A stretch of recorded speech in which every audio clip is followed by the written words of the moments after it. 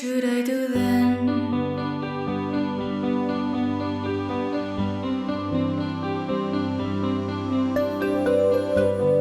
Parce qu'on est tous un peu perdus, mais qu'on avance mieux ensemble. Bienvenue dans Les Bulles, le podcast qui vous aide à mieux naviguer votre vingtaine. Coucou, j'espère que ça va, que vous avez tous le peps en ce moment. Pour ceux qui ne me connaissent pas, moi c'est Val, j'ai 22 ans et je œuvre activement pour que notre génération vive mieux à la vingtaine, qui est une grosse période de la vie. Pas toujours simple, même très compliqué pour certains. Aujourd'hui on se retrouve pour un nouvel épisode, la partie 2 de l'épisode Les bases des finances.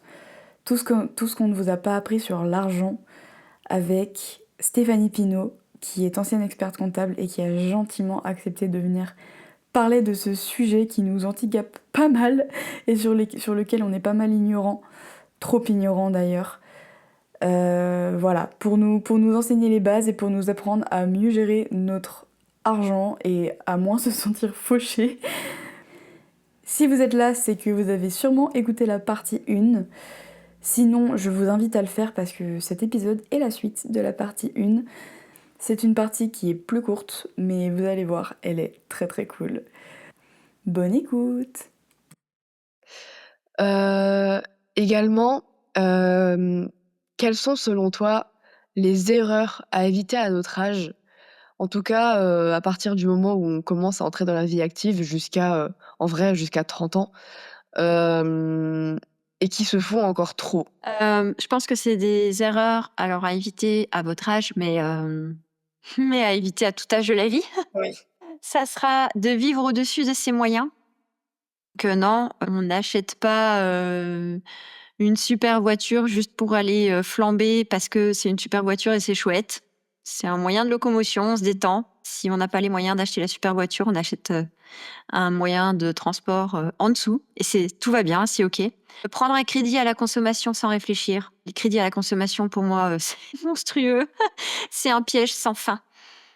Les cartes, C'est quoi un crédit à la consommation? c'est les cartes que souvent ils te fournissent en grande surface où tu peux payer en différé et tu peux le faire plein de fois et ça tourne tous les mois. Ce qui veut dire que tous les mois, tu as un crédit et du coup, tu payes des intérêts sur tes courses de tous les jours, ce qui est un truc complètement fou. Ou un crédit à la consommation, ça peut être, alors désolée pour les marques, hein, mais ça peut être CTLM par exemple, ou ça peut même être dans votre banque, hein, un crédit pour partir en vacances, un crédit pour la télé, un crédit pour un canapé. Ces choses-là, c'est de la consommation. C'est pas des investissements.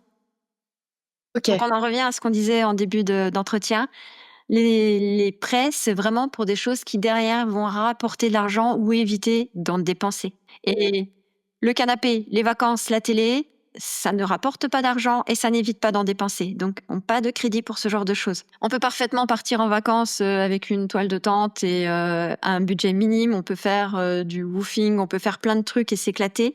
Il n'y a pas de problème, mais on ne prend pas de crédit à la consommation sans réfléchir. Et la dernière erreur, ça sera de ne jamais regarder ses comptes, bien évidemment. Tout va bien, tout va bien. Non, non. C'est ça, en mode déni. Et qu'est-ce que tu penses de justement regarder beaucoup ses comptes à l'inverse? Ah, c'est pas ça non plus. Il n'y a pas besoin.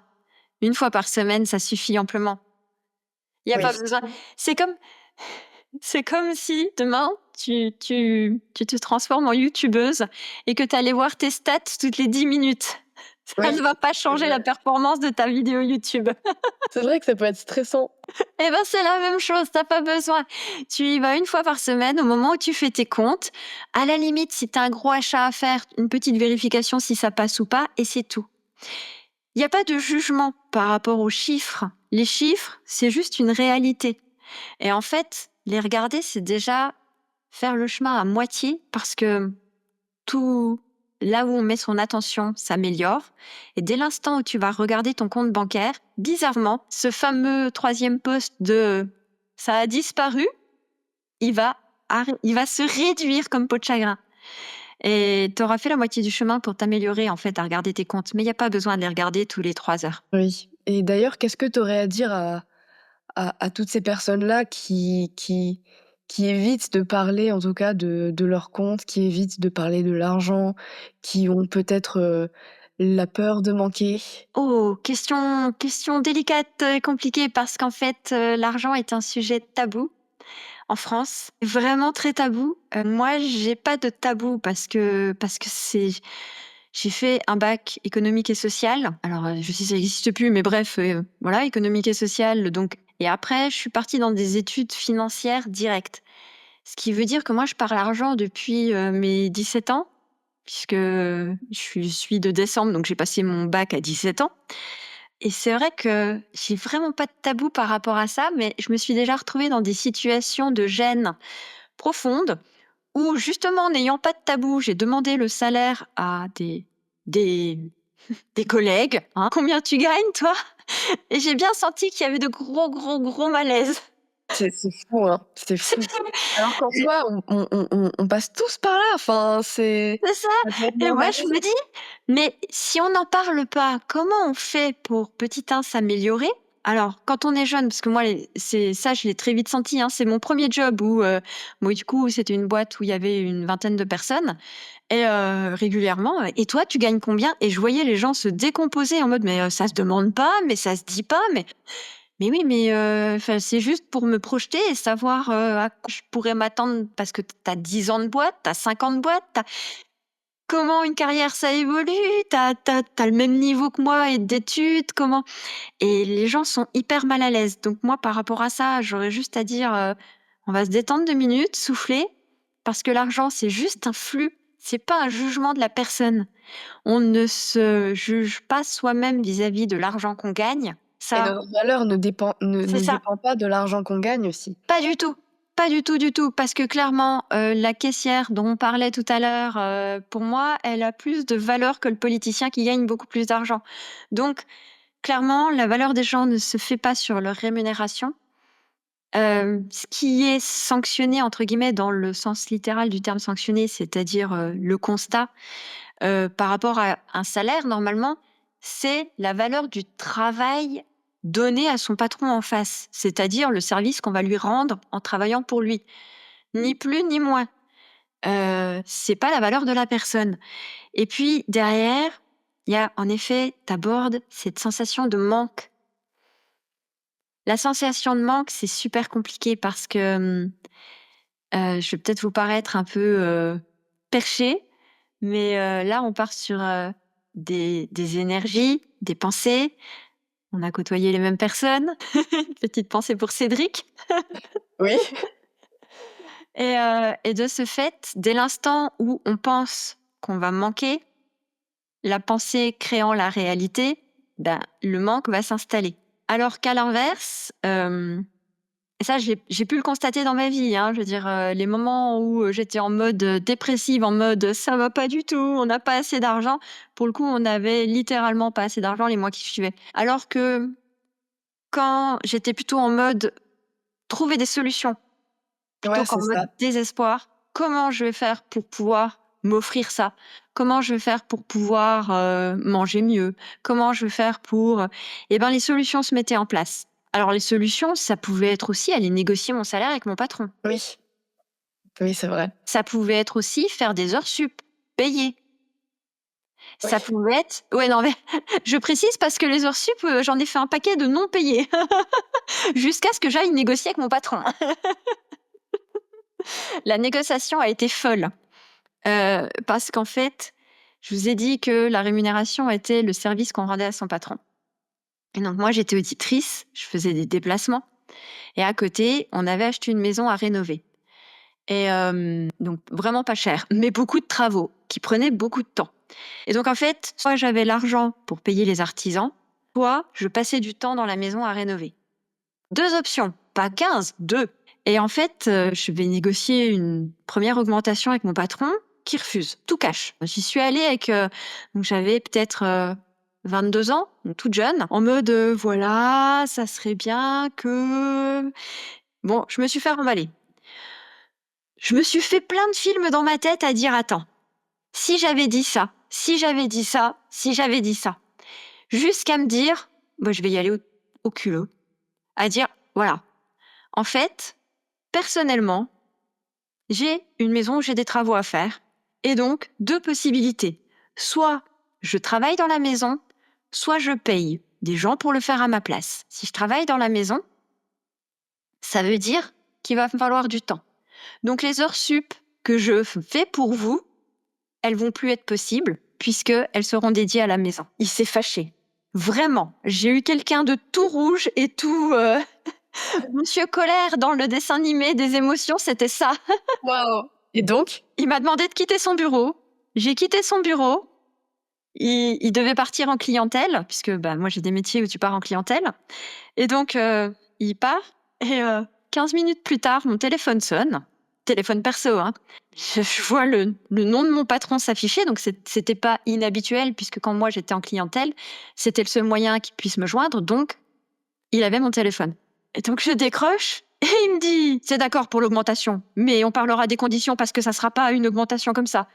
Je te paierai tes heures sup et c'est tout. Mais du coup, j'ai eu plus d'argent, ce qui, moi, m'allait. Oh là là.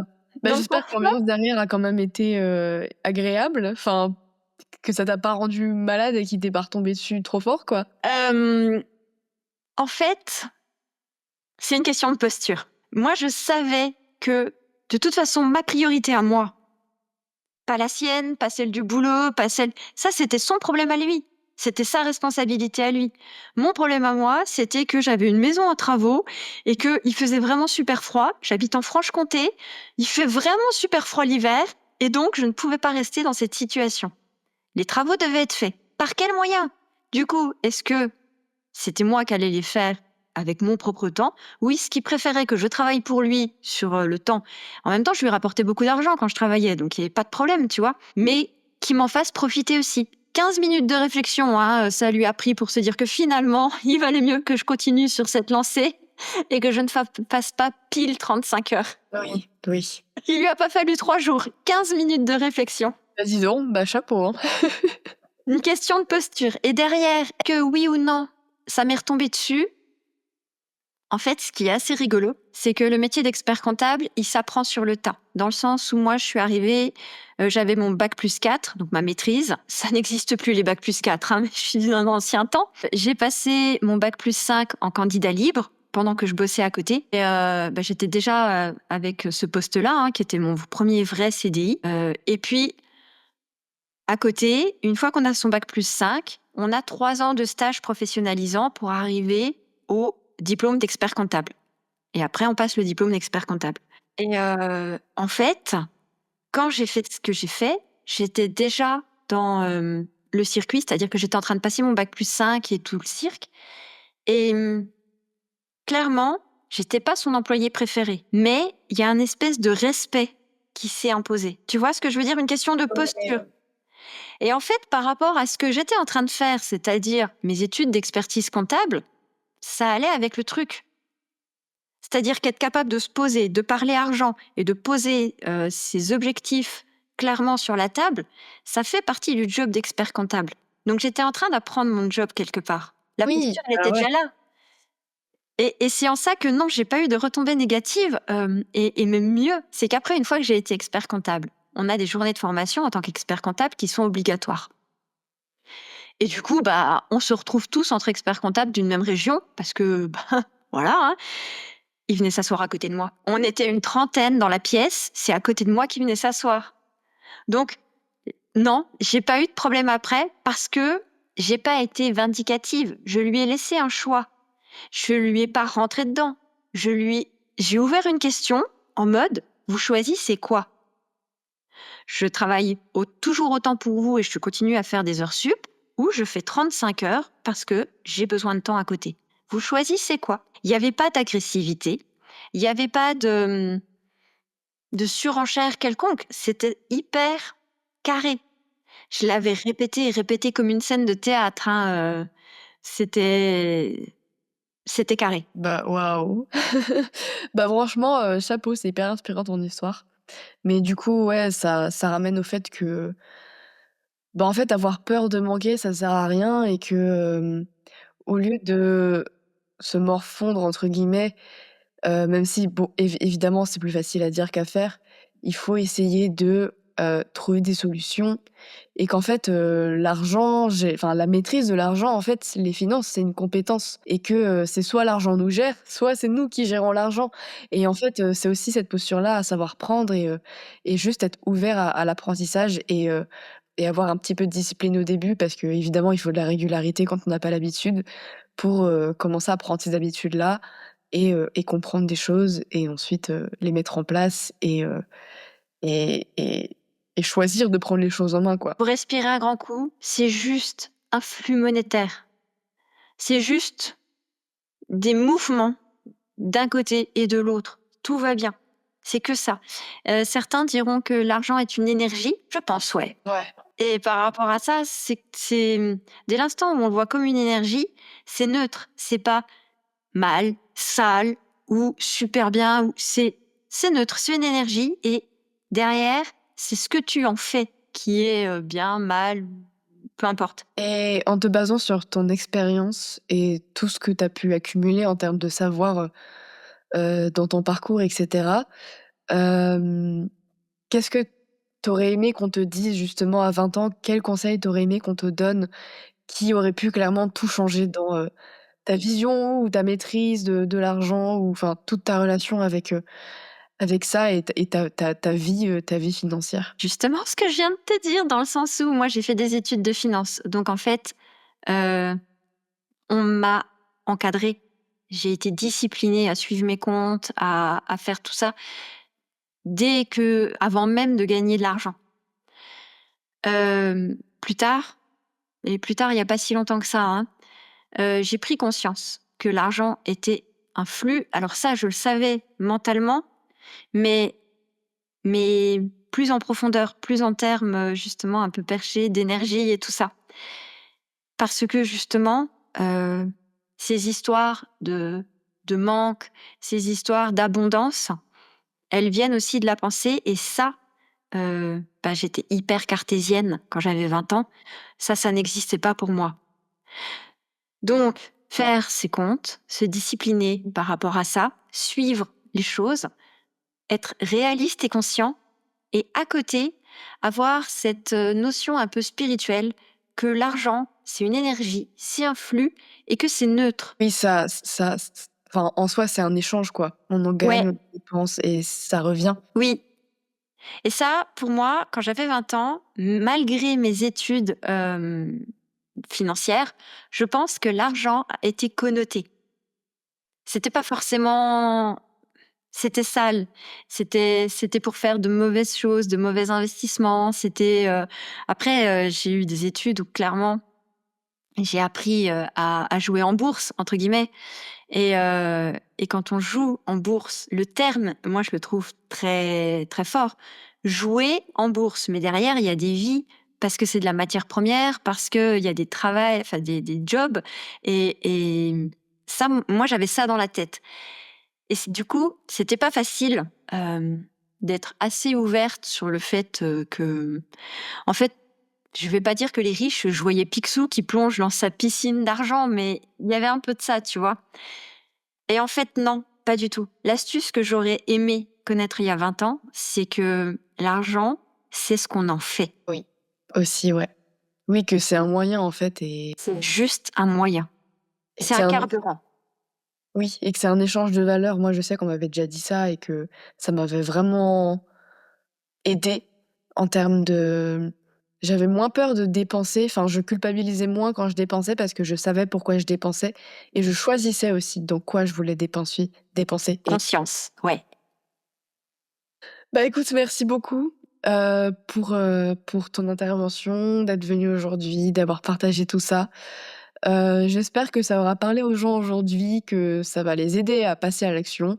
Moi la première, hein, franchement, je vais essayer de commencer à mettre en place des choses parce que je pense que ma maman m'a assez dit de faire mes comptes et me le rappelle tout le temps et qu'il faut que j'arrête de le voir comme quelque chose, d'hyper lourd et de comme si on me le on me l'imposait, en fait. Alors qu'en fait, je le fais pour moi et qu'il y a toujours des astuces pour que ce soit plus léger et qu'en fait, bah, c'est comme toute compétence. Au début, c'est plus compliqué, mais après, ce sera plus facile et j'essaierai de chercher, des applications qui peuvent peut-être, nous aider à faire nos comptes plus facilement, ou suivre en tout cas nos dépenses. Je les mettrai en description. Parce que quand tu parles d'applications, ce qui me vient direct en tête, c'est attention aux abonnements. Ouais, c'est clair. C'est clair que les abonnements, c'est traître, hein, parce que c'est pas cher au début, 10 € et quelques, puis en fait, ça s'accumule, quoi. C'est ça. Donc ouais, vraiment merci. Et nous voilà à la fin de cette sublime deuxième partie d'épisode. J'espère que ça vous a plu, que ça vous a parlé, que ça vous a peut-être boosté à mettre des choses en place ou non. Peut-être que vous êtes désespéré, mais vous inquiétez pas. Je vais poster un peu un récap de tout ce qui a été dit sur Instagram. Je vais faire ça par partie parce que je sais que ça peut être compliqué de tout se rappeler. Enfin, moi perso, je sais très bien que je me rappelle pas du tout. Donc voilà, vous pourrez retrouver des techniques ou un résumé en tout cas de ce qui a été dit sur Instagram. D'ailleurs, si vous n'êtes pas abonné, ça s'appelle Les Bulles Podcast, tout attaché. C'est là que tout se passe, donc je compte sur vous pour aller le follow tout de suite. N'hésitez pas à me donner votre retour, votre opinion, si l'épisode vous a parlé, comme d'habitude. Je suis preneuse de toutes les idées également. Je vous ai dit dans le dernier épisode que je voulais aller aussi plus loin sur le sujet des finances. Là, on a vraiment traité les bases, mais pour ceux qui ont déjà certaines notions, je pense que ça peut être intéressant aussi de creuser davantage en parlant par exemple investissement. Voilà, mais je sais qu'il y a encore plein d'autres sujets, donc si vous avez des sujets qui vous intéressent particulièrement, n'hésitez pas à m'en faire part et je ferai ce que je peux pour les creuser. Voilà. Écoutez, moi je m'arrête là. J'espère que le format interview vous plaît aussi. Vraiment, enfin moi en tout cas je sais que c'est quelque chose que j'adore faire et que c'est hyper enrichissant parce qu'on a des points de vue de professionnels et nous, à notre âge, je pense que ça peut être cool d'être enrichi par des personnes qui ont plus d'expérience que nous. Donc j'espère vraiment que ça vous plaît. Bon, je m'arrête là. Je vous fais des gros bisous. Prenez soin de vous. À dans 2 semaines. Et je vous dis à la prochaine. Ciao, ciao!